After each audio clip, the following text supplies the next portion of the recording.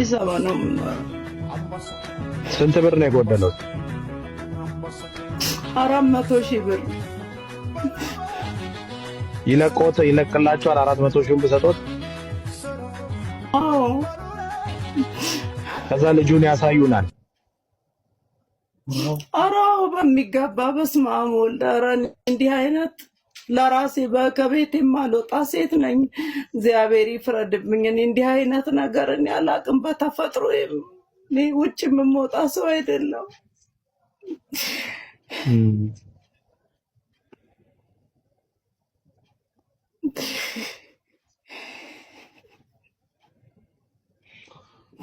ኦኬ